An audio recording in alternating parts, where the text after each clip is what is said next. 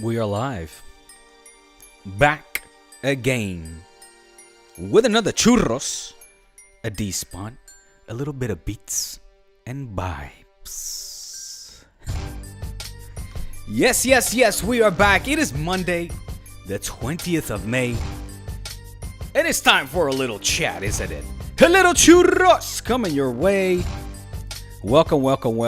We are live, as a matter of fact, on the good old channel of D-Spot. So hopefully we'll get a little bit of crowd participation as we dive into the topics from the weekend. Barça getting the win over Rayo Vallecano. A commanding, comfortable 3-0 victory. We're going to pick apart the odd game, the last game at the Estadi Lluís Companys, as the season is now one game away. Matchday 37 has ended. And with that, Barça have secured the Spanish Super Cup for next season. As the dramatic beats continue, let me know if the sounds are coming in through noisily.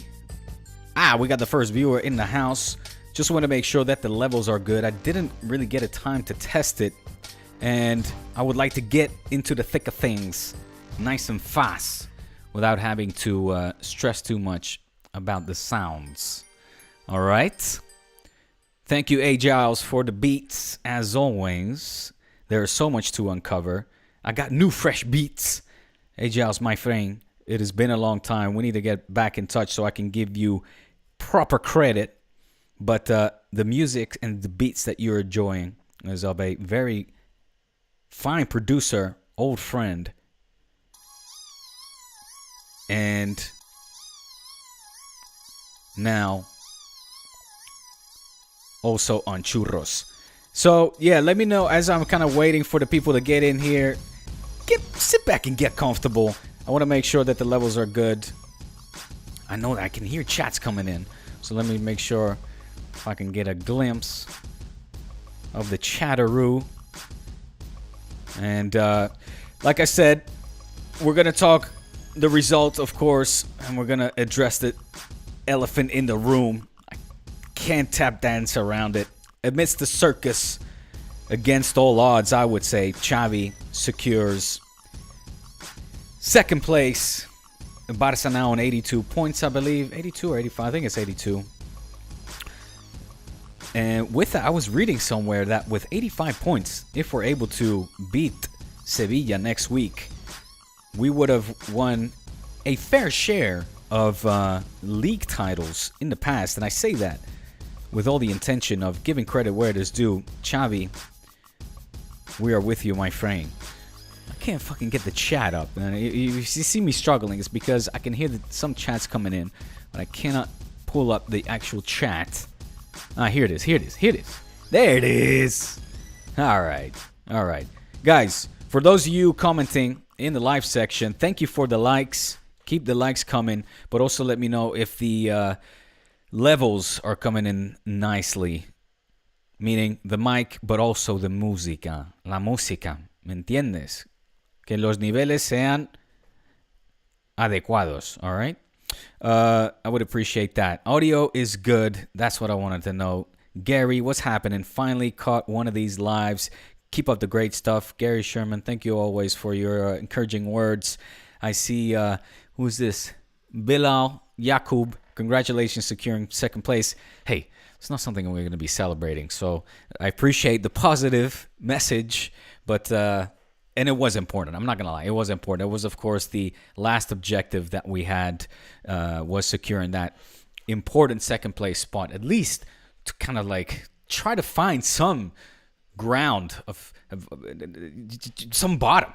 I mean, this bottomless pit that we keep falling through, it's good to find the bottom at some point. We thought we had it a couple of weeks ago with Laporta, assuring that Xavi was going to be the manager. Then fucking all hell broke loose.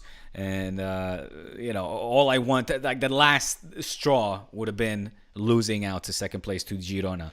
Not because I have anything personal against Girona. It's just like obviously in the best interest of Barça to make sure that we secure second for status to play that funky little tournament in Saudi Arabia, which at the end of the day is also a little bit of shing, a little kashish in the old bank, which we could very well need.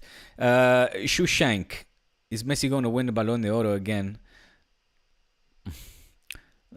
Vinny Ballon d'Oro. All right. Therf, congrats on the second place.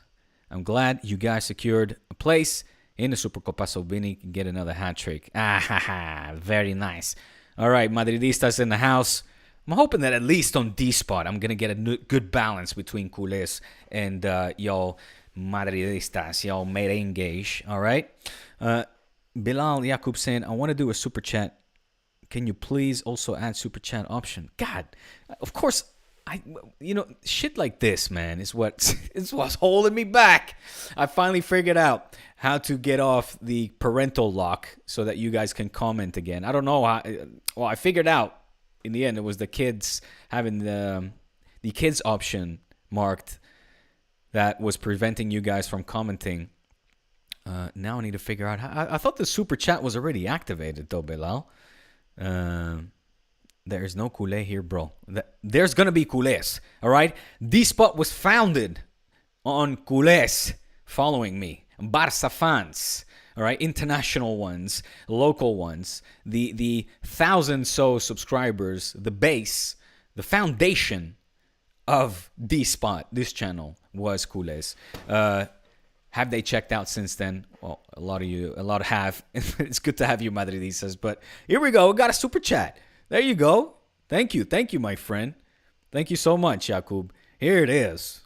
Salute to Jakub and everybody here. So let's get into these topics here, shall we? I want to talk about the game, okay? Like I said, I did say I was going to address the... God damn, a little too fucking...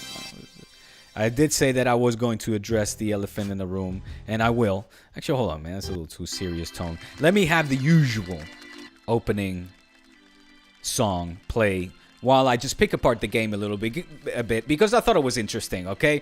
Last night on Barça 1, I had the extreme pleasure to sit alongside Robert van Eckhout. We had Adrian, whose last name I forgot, Polish gentleman who's here since 9 years, big Barça fans, got a huge account, like over 200K subscribers, and we got to do this Barça Rayo that was, from the outset going to be an odd, strange game given the climate, given the whole circus that is currently happening or is continuing. The circus hasn't left. You know what? Usually when a circus comes to town, it's for a period. And you're all excited and you can't wait to see the clowns. Well, in this case, the circus has arrived and it's overstayed its welcome. It needs to move to the next town, please. All right? Tired of... Take your clowns with you. Anyway, the game. I'm going to get fired one of these days. I swear to God. But there's no other way to describe it. There's just no other way to describe it. And, on this humble little channel, you're going to get the realness, the uncut and unfiltered. Believe it. Believe you me. And I will continue to do that. That is my commitment to this little channel. So, the big question was, what are we going to expect? And it was always going to be a low turnout game. Monday, all of you that are celebrating, having a nice day off. Well, here in Spain, it's the same. I say internationally because I know in Holland, some regions have a day off. I don't know what the reason is. It's a long weekend. A lot of people here take the long weekend to go to their second residences up the coast or in the mountain region. So I knew it was going to be a low turnout. Yes or yes. There was going to be a lot of tourists as well for that reason. That seemed to be the case. There was 34,000, fans in attendance. And I wanted to see, what is going to be the general vibe, especially between team and fans, spectators. I had a pretty good hunch of what we were going to get from the grada de animación towards the board, and that was confirmed rather quickly, to which a section of the fans also replied, right? But I wanted to make sure. I was like, look, I hope at least, again, focusing on the game. Focus on the game, D. Focus on the game. Don't get fired. I need this job. I was hoping, fearing that maybe Xavi's squad was going to come out, whether nervous, distracted. We're playing Rayo at the end of the day. A Rayo Vallecano, with all respects, man. All respects to Rayo. You're not going to hear me talk badly about the humble side from Madrid, knowing damn well that the last time that we managed to beat them was in 2019. Okay, there's a little bit of trickery there because they were not in the first division, I believe, in each and every single season. But it was five games ago that we managed to beat them. And over these recent seasons, they've caused us a hell of a lot of trouble. They've even gotten coaches of us fired, okay? They've even gotten coaches of us fired. Ronald Koeman was famously let go as manager of the first team after losing out to Rayo. Was history going to repeat? I just want some peace, man. I just want some goddamn peace. A little bit of stability. A little bit of coherent thinking. A little bit of, count to fucking 10. Count to 100 if you have to. Can we slow the circus down? Too many acrobats. It's too much. Quit flying in the air. Just let's follow the script. Follow the plan. And have the players also realize that, hey, regardless of what is going on, we have a job to do, and that is to win tonight. Because if we were to finish third, well, I just can't handle it, man. I can't handle it. I can't do it no more. Getting too old for this shit. Quite literally. So the game. Came off like we had a flying start. Out of the gates. Lovely little dribble. Lamine Yamal doing what he loves to do. Taking it to his left foot. Cutting inside. Finesse. Little lob over. Who was the good man from Rayo, the defender? It reminded me, and I actually mentioned it, seeing it. Let me finish the play. Bobby Levy, chests it, finishes it on a volley. Beautiful goal. Outrageously taken by Robert Lewandowski. It reminds you also of what this man is actually capable of, right? It makes you think as well. It's like, could we not try to do that a little more often? I know that just aimlessly putting crosses into the box is more frustrating or a sign of desperation, if anything. But you do kind of feel like that option should be more available more often. Maybe we haven't seen that enough. Anyway, I'll leave that for food for thought. You guys can comment on that. What I wanted to get to was that goal reminded me, and obviously, I'm comparing here, the comparison, like the significance of the goal itself, has nothing to do with it. I'm talking pure execution of the Rivaldo Chilena, the hat-trick. De Boer brings the ball up from the midfield. Also, lovely little chip, soft touch. Goes over Baraja, I'm pretty sure. Tries to get his head to it. Just grazes it with his curly locks. Rivaldo sees the ball coming down on the chest, and obviously execution. I mean, that is like next level technique, execution. Camp Nou erupts, and the crowd goes wild.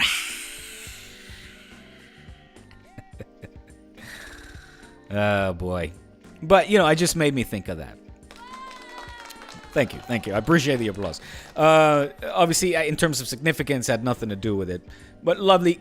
Barça went off to a great start. Then goes quiet. Okay, I think it's fair to say that in the remainder of the first half, quite frankly, it was little to discuss. Pretty boring. Dimitrievski and Ter Stegen, the standouts. Rafinha had a nice moment there where he got se picó. He got a little agitated with the linesman and the way that he was talking to him in a play where he felt he got fouled. Anyway, takes a wicket, free kick, lovely stop by the Rayo goalkeeper. There was more. I think it was Fermin as well. That kick, the bounce, the half volley, let's say, from the top of the box that was in the first half. Lovely save again by the Macedonian. What else is there? And then Ter Stegen, like, stopping... ¿Cómo se llama? El frutero. ¿De fruto? No me acuerdo. And... yeah, so goalkeepers really were the ones that were the big standouts until second half. Pedri comes in, changes the game, super sub, quick, successive back-to-back goals, lovely dribble, sick dribble. What am I saying? Sick dribble by Joao Felix. Give credit where it is due. Give that credit where it is due. And in case of the Portuguese forward, we got to give it to him. You know, he hasn't been playing a whole lot. He's had a tough second half of the season, I would say. And in glimpses, though, showcases what he can do. I don't think that they, if Xavi stays, que es otro, that the Drows will stay on. I don't know. I don't think so. Why do I say that? Just purely out of, for probably merely financial reasons. I think priorities will be set elsewhere. I think it's going to be tight. It's going to be difficult. We know from Xavi speaking the truth, which apparently we're not allowed to do anymore these days, but speaking a little bit of reality and a dose of truth can get you in hot water. But we know it's going to be a tough and transfer window, as it has been. We're still bound to strict rules, and we got to tighten the belt and just assume the reality. So for that reason, I don't think that the Joaos can stay, quite frankly. And also given the necessities, like Xavi hasn't counted that much on Joao Felix. I think Cancelo, more out of necessity with Alejandro Balde coming back. I'm very excited for him to come back and beefing up the competition in that left back position, So, but give credit where it is due, because that dribble was just lovely. Little nutmeg. Then, of course, some fortunate bounces. Ball ends up in front of Pedri's feet. Touches the crossbar as well before it goes in. And then after that, it was Araujo, Uruguayo, to make it 3-0. I say Uruguayo because, that pass was probably half a goal. And lovely pass. You saw him celebrating that pass. He went crazy. Araujo, I mean. And Pedri with a lovely finish. Killer instinct, showing off his attacking versatility and abilities to finish that off like a striker. First brace for Xavi with Barça. Pretty crazy that. I didn't know that. I wouldn't have said that. And an interesting side note as well. Pedri this season was the first and now the last to score in El Estadio Lluís Companys in the Olympic Stadium. A lovely little closure to this chapter that has been this fucking horrific season. And I'm glad it's over. I'm glad it's done. Woo! It's been a nasty one, this one. One for the books, eh? We still have Sevilla up, of course. One game left. Matchday 38 away in the Sánchez Pizjuán. Thank God nothing is at stake. Thank God. In fact, I think there's nothing. Like, everything has been defined. Everything has been decided. If I'm not mistaken, I overheard this in the newsroom. It's the third time in Liga history that it has been, everything's been decided. Like, all the positions, all the spots. There's nothing to play for anymore. We might as well not fucking play it. Instead, I'm going to have to work on my Sunday late night. Thanks. That's what that was. Can we just skip it? Let's just skip it. Oh, man. Instead, Xavi's going to have to endure not one, but 2 more press conferences. Talk about throwing somebody to the lines. Poor guy. Poor fucking guy, man. Certainly doesn't deserve this, man. My man. Let me talk a little Xavi. Intro beats. Bounce with me, maybe, baby. Intro. Listen. Now here's a story about a man named me. Me bounce in and out of different industries. Me was confused how to progress. Luckily me family were loving and blessed. Yes, me was afraid, just a bit scared. Me knew that the challenge that we had was rare. Me like to talk, me like to sing. Me felt the spark, me wanna do me thing. Me bounce around from town to town. Me upside down, me upside frown. But many people didn't like to see me doing things for which me felt the need. Me try to blend, me never offend. Me never claim nothing that wasn't earned honest, me friend. D-spotted dicks on this jam. I'm signing out. Peace out to the churros fam. Intro beats.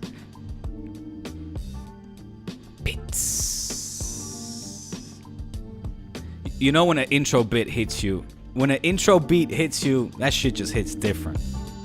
Oh my god. Just take a moment to appreciate this. That's why you tune in to the spot. And I'm sorry for that rhyme. That rhyme would have been completely out of tune. Not out of tune, but delayed. Massive latency. That's why I don't really freestyle more. I would have do it, but I have to get a sound card to avoid the latency. But just take a moment to appreciate intro beats, y'all.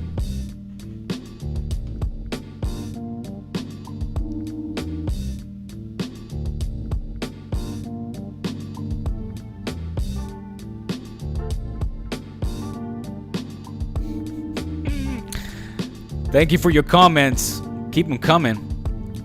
Share this with a friend or two. I'm going to get to your comments soon.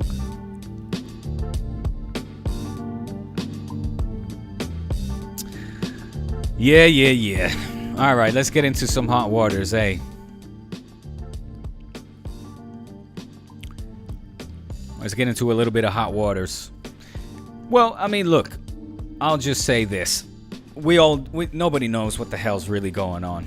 And if I tell you the truth, I think Xavi in the end is going to stay. I don't know. The image has been tarnished of the club even more so now. It's just, it's like the meme. The meme show doesn't stop. And, you read and hear many opinions. Some are the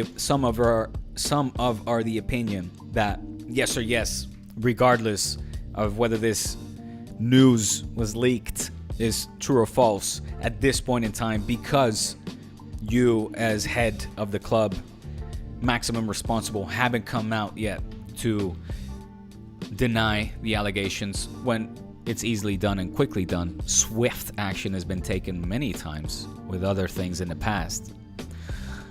That yes or yes, this is this has got to end. And Jakub, I ain't never coming there, bro. It will be less depressing, not for me, because I know how you guys want your business. I don't want any part of that. Absolutely not. I'm a loud, proud culé. Forever, dog. Forever. It's the commitment, the promise I gave to my grandfather, and I will take it to the grave. Barça for life. And proud of it. But a lot of things have got to change. And so there's that opinion, right? That how can you continue at this moment in time? And then there's the other side, and that's saying, well, financially, this is going to be a burden, maybe is an exaggeration, but it's certainly going to be an effort and an extra sacrifice to get rid of the manager. You just said, like it's not like at the beginning of the season the contract was extended or you just said it, that he was going to stay on for 2025.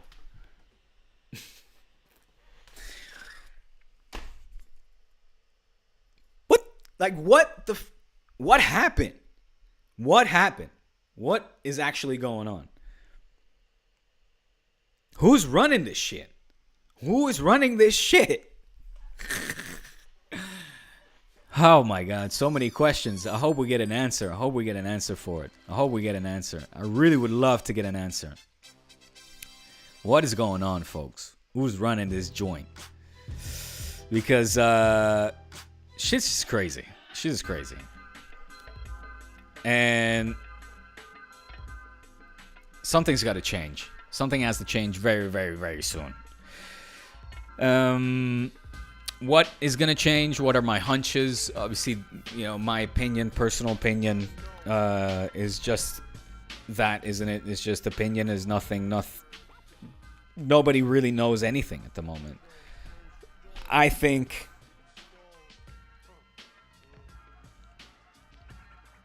you can't get rid of Xavi, because any other option that you're going to get in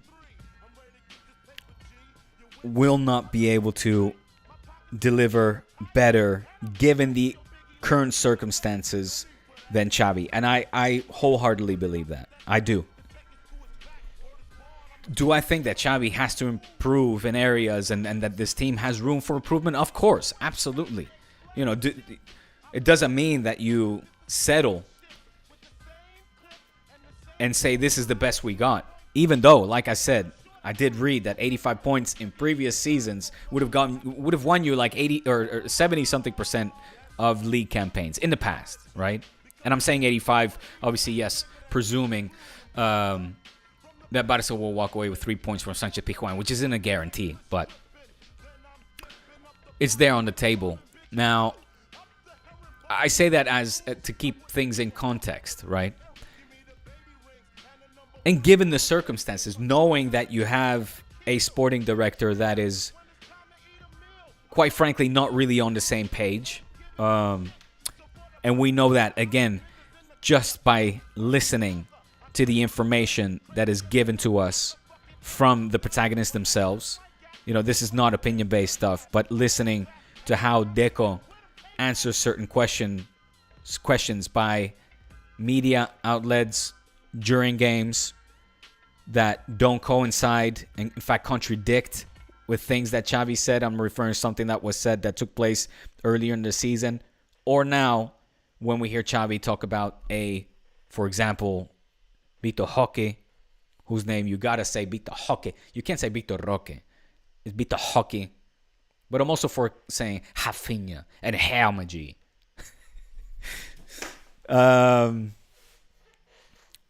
When he said, look, we never really wanted him to come in January. And we know that Xavi wanted a pivot, right? A holding midfielder in the absence of Busquets. So you're shelling out 30 million plus add-ons of another 30, like double that, for a forward that isn't really wanted. Like, why does this keep happening as well? You feel like with Mateo Alemán and Jordi Cruyff that wasn't the case, right? Now, there's a lot of history there. You can go into sort of the, do some digging. Or not digging, like connecting some pieces to the puzzle, right? Why do I say that? Because I think that the theory of Deco not being a huge Xavi supporter holds some weight. I think it holds some ground. I truly do. given the fact that, and this is again speculative, okay, but that Xavi, back in the day when Deco was playing, he was a Barça player, and upon the arrival of Pep Guardiola, when he famously said, look, I will take over the first team, but I need him to go and I need him to go. Well, we know who both of those people were, and it was none other than the two heavyweights that were also a quote-unquote bad influence on the Barça dressing room, the young, impressionable dressing room, where Messi was the emerging star. And he said, Ronaldinho, Deco, out. And Xavi was supposedly in agreement with that decision at that time. What I'm trying to get at is that Deco would seem to be somebody that holds grudges.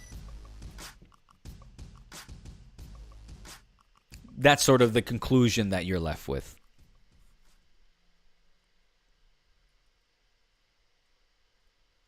That they don't see eye to eye, I can believe that. Why did Matteo Alemany leave? Why did Jordi Cruyff leave? We never really got good answers for that.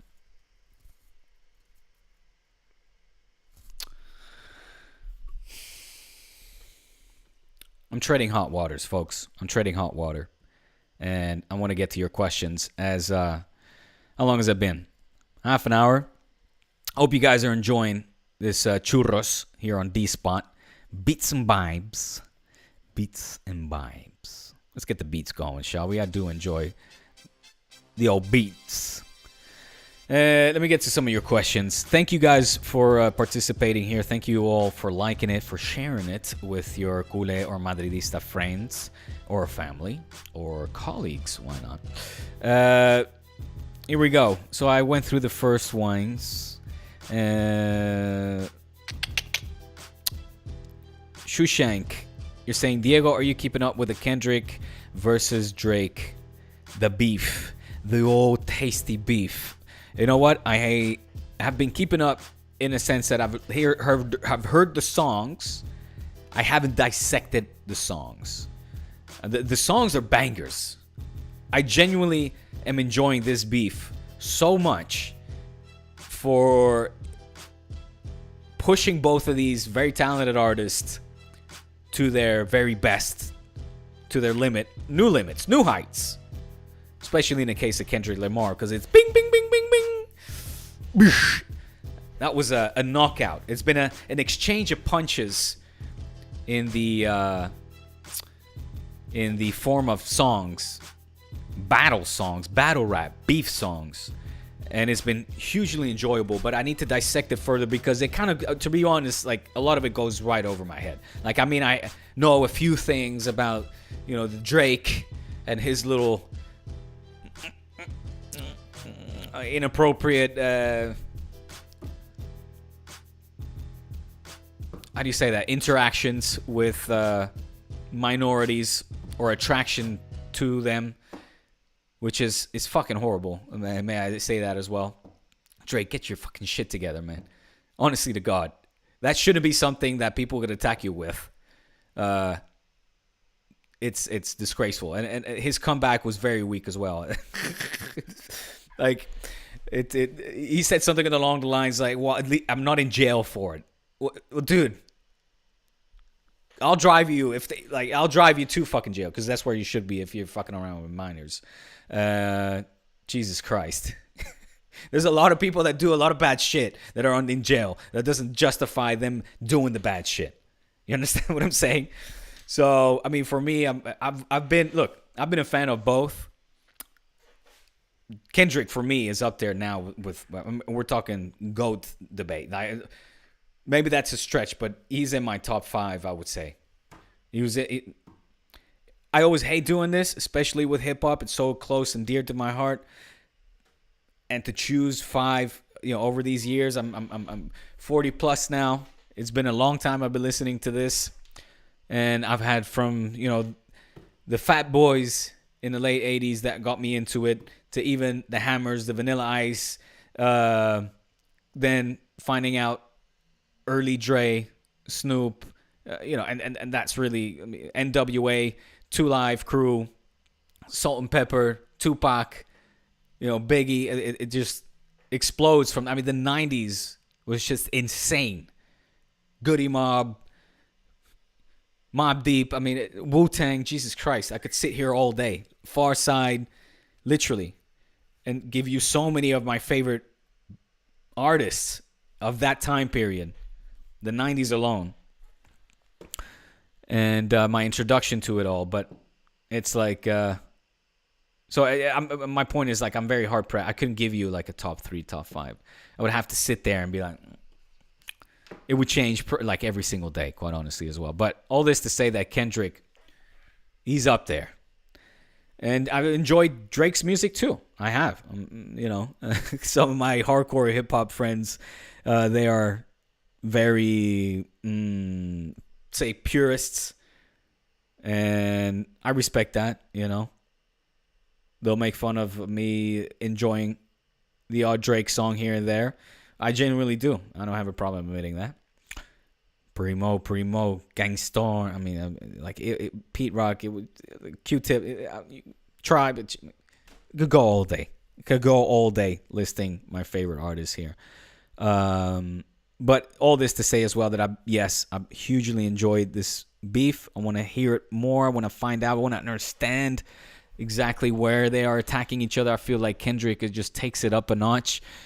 Drake is more maybe direct and obvious. He's trying to hit Kendrick with the beatery allegations and stuff. And quite honestly, I don't buy that. I don't know. Call me naive. Call me biased. I've never been biased. But, yeah, man. Speaking of battery, Diddy doing dirt. Diddy doing some serious dirt. Nasty motherfucker, Diddy. Jesus Christ. They say he's a Fed. That's why he's not arrested yet. Wouldn't surprise me, that one. But that disgusting, absolutely disgusting images of Diddy beating his ex-girlfriend Cassie. That footage coming out horrified me, shocked me, made me sick to my stomach. And I hope he faces all the repercussions for it, because he should. And he came out with some sorry-ass video. Didn't really watch it, but, a lot of mea culpa. Man, that was my worst day. That was my darkest days, yo. That was my darkest day. So I'm pretty sure ask her. Pretty sure it was a little darker for her. I don't know. Doesn't seem that you're the one fucking covering up, getting beaten, dragged on the floor. Fucking getting sucker punched and having swollen eyes and shit. Anyways, let me move on, man. Let me move on here. What else? What else? So yeah, Shushank, thank you for your question there. First runners up isn't bad. With the slickness, first runner up isn't bad. Hey, I'll take the backhand compliment. I'll take it. Yakub saying, I want to do a super chat. Oh, yeah. So we went. Thank you again, Yakub, for the super chat. Really appreciate that. Every time I do, there's oohs and ahs when I get a super chat. So exciting.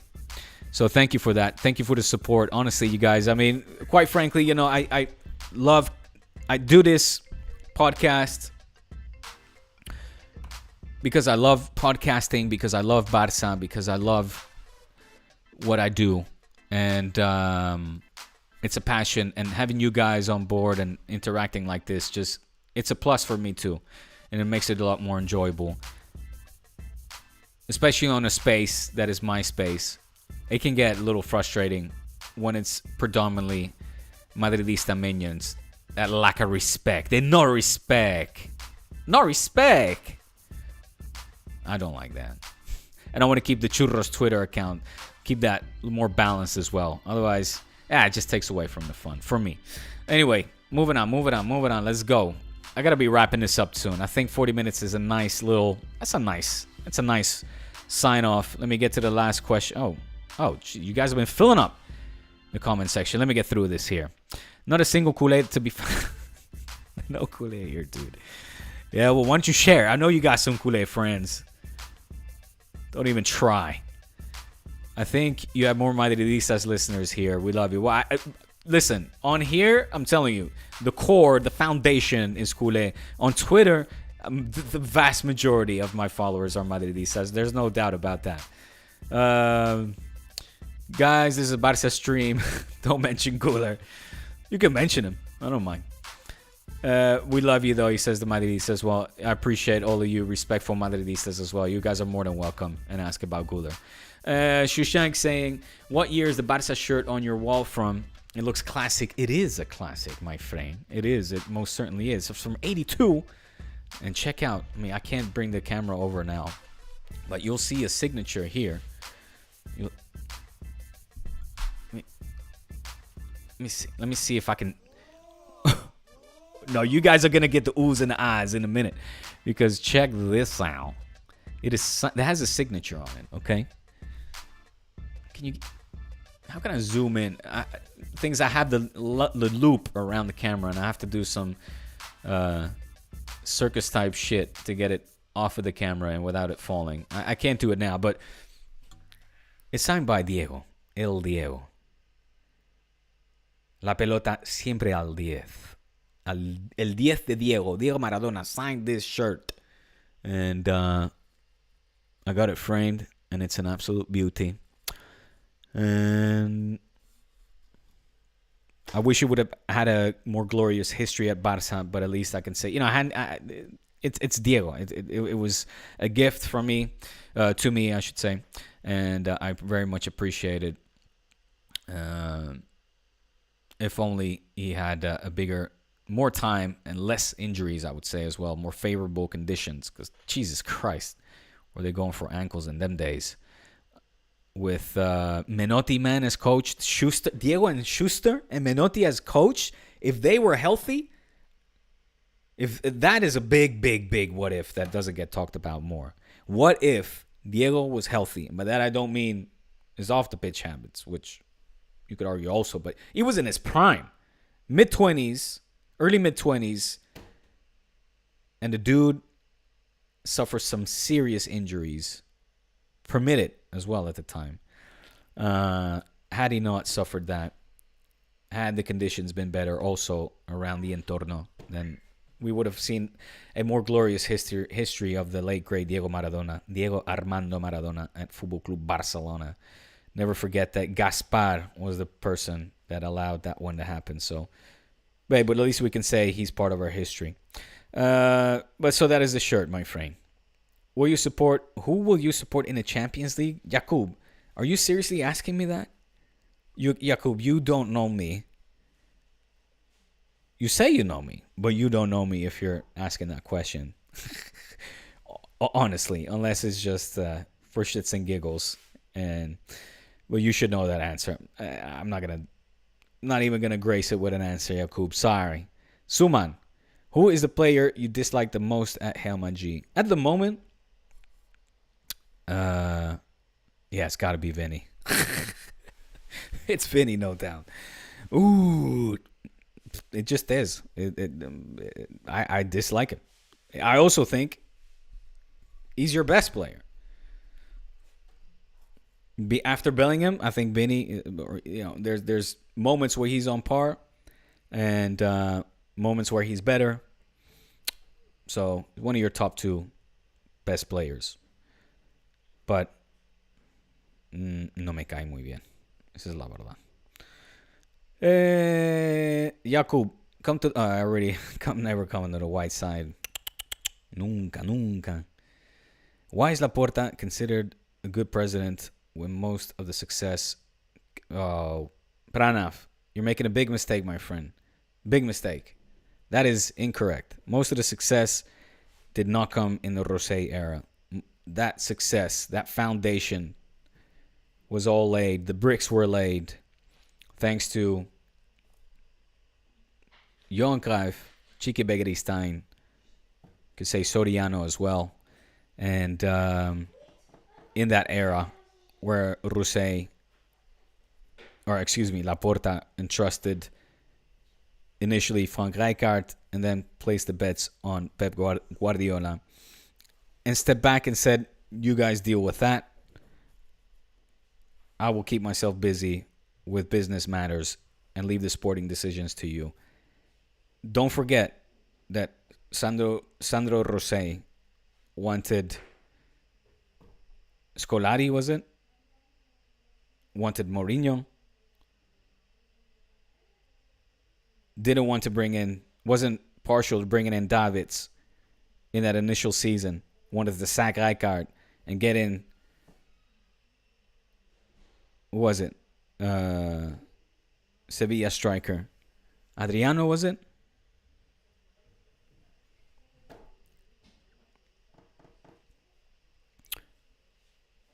His tenure as president was thanks to the legacy that he inherited.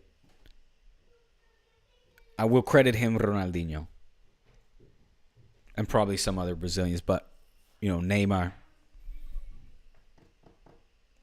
Not to say that's nothing, although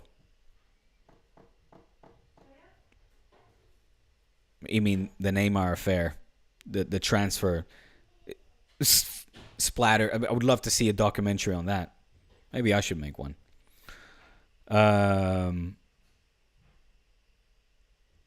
It's filled with question marks, obviously. Still to this day. And Dino was, the sickest signing of all time. Hands down, for sure. I'll give him that. The best. Again, a shame that it didn't last longer. But, whatever. That's a whole different conversation.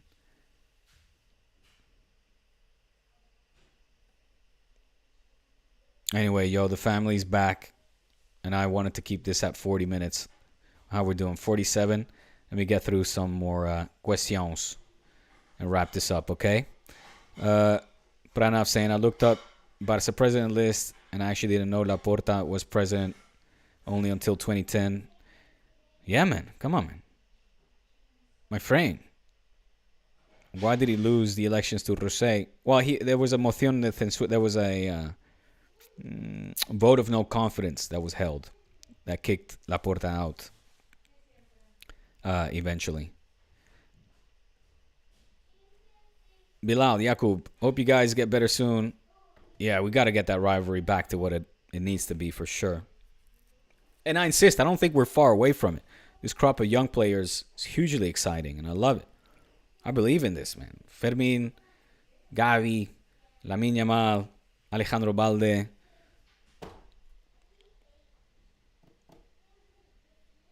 Even, Pedri, of course, Araujo, Pau Cubarsí, Hector Ford. We got it. We got a great core of youngsters there that Xavi, I think, can do good things with, if not great. But we need some... Man, let's calm things the fuck down, please. Holy shit. Shushank, what did he do? Well, I think I gave you a good enough description. Jakub, keep the keep doing the podcast, bro. I think you will do very well. Thank you. Jakub, thank you for participating, my friend. All you guys, Shushank, Jakub, because we can't see because of the reflection. Yeah, I'll try to bring it closer. Let me see if I can bring it closer. And then I'm going to be signing off. Shusha, as I answer the final question, who do you think deserves the Balón de Oro this year? Bellingham, Vinny, or Fermin?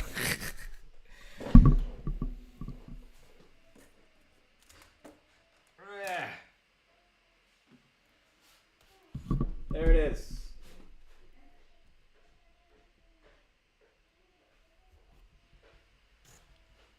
All right.